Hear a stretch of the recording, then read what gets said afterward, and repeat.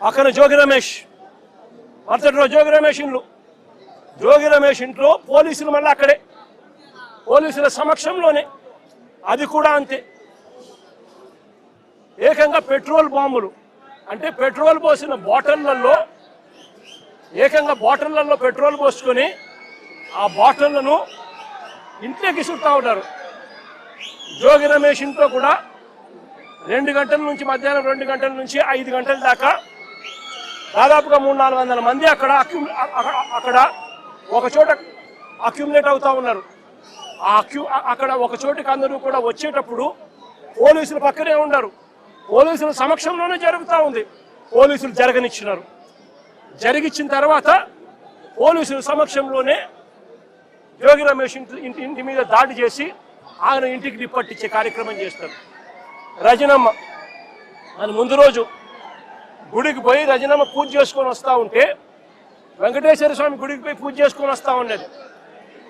వెంకటేశ్వర స్వామి గుడికి పోయి పూజ చేసుకొని ఆయన వస్తూ ఉంటే ఆయనను అక్కడే అడ్డగించి, గుడి బయటే, అని ముందు రోజు గుడి బయటే ఆయనను అడ్డగించి ఆయనను తిడుతూ దుర్భాషలాడుతూ పోలీసుల సమక్షంలోనే ఆమె మీద కూడా దాడికి యత్నం చేశారు. ఇంకా ఏమైంది తెలుసా? ఇంకా ఆశ్చర్యం ఏమిటో తెలుసా? ఉల్టా అమ్మ మీదనే కేసు పెట్టారు. ఏమని? ఆమె గుడికి పోయి వీళ్ళందరినీ అటాక్ చేయడానికి ప్రయత్నం చేస్తాందని. ఏదైనా హద్దు పొద్దు ఉండాలి ఏదైనా మాట్లాడేసరికి. ఇది జంగిల్ రాజ్ కాదని అడుగుతా ఉన్నా.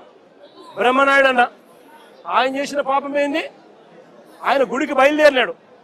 చంద్రబాబు నాయుడు గారికి దేవుడు జ్ఞానోదయం చేయాలని, చంద్రబాబు నాయుడు గారు అనే వ్యక్తిలో పశ్చాత్తాపం రావాలని, చంద్రబాబు నాయుడు అనే వ్యక్తికి దేవుడు దయ వల్ల ఆయనకు, ఆయన కొడుకుకు, ఆయనతో పాటు అక్కడే ఉన్న, ఆయనతో పాటు ఆయన పార్టీలో ఉన్న పవన్ కళ్యాణ్ గారికి అందరికీ కూడా జ్ఞానోదయం జరగాలి అని చెప్పి బ్రహ్మనాయుడు ఆయన గుడికి పోతా ఉంటే, గుడి నుంచి ఆయన బయటకు వస్తూనే ఉంటే ఆయన మీద కూడా అటాక్.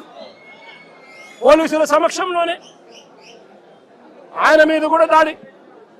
నేను అడుగుతా ఉన్నా, కాకాని గోవర్ధన్ అన్న విషయం అయితేనేమి, ఇంకా వీళ్ళందరి విషయాలు అయితేనేమి, తప్పు చేసేది చంద్రబాబు నాయుడు చేస్తా ఉన్నాడు.